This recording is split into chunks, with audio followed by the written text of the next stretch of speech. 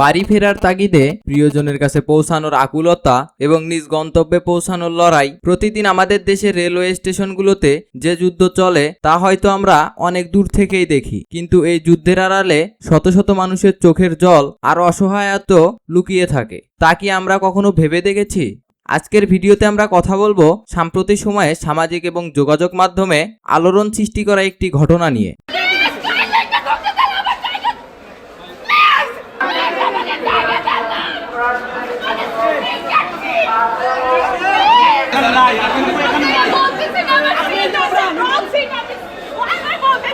যেখানে ভিড়ের চাপে ট্রেনে না উঠতে পেরে এক তরুণীর আকুতি কাঁদিয়েছে হাজারো মানুষকে। ঈদের আনন্দ উপলক্ষে সবাই যখন ব্যস্ত নগরী ত্যাগ করে নিজ নিজ বাসস্থানে নিজ নিজ গন্তব্যে পৌঁছানোর জন্য ট্রেনের কাছে ছুটে আসেন, তখনই অনেক যাত্রী আছেন যারা কিনা বিনা টিকিটে ট্রেনের ভিতরে দাঁড়িয়ে রয়েছে।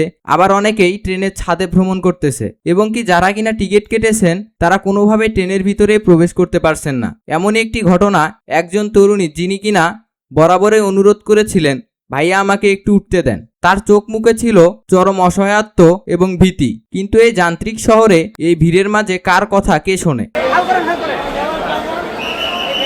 এমন একটি পর্যায়ে এসে শেষ পর্যন্ত তরুণী জানালা দিয়ে ট্রেনের ভিতরে প্রবেশ করেন। এমনই একটি ভিডিও অতি তাড়াতাড়ি সোশ্যাল মিডিয়ায় ভাইরাল হয়ে যায়। তো সম্মানিত ভিউয়ার্স, বর্তমান আমাদের বাংলাদেশের যাতায়াত ব্যবস্থা এতটাই ভোগান্তি যে যা বলে বোঝানোর মতো না। আপনার কাছে এই বিষয়টি কেমন লেগেছে অবশ্যই জানিয়ে দেবেন ভিডিওর কমেন্ট বক্সে।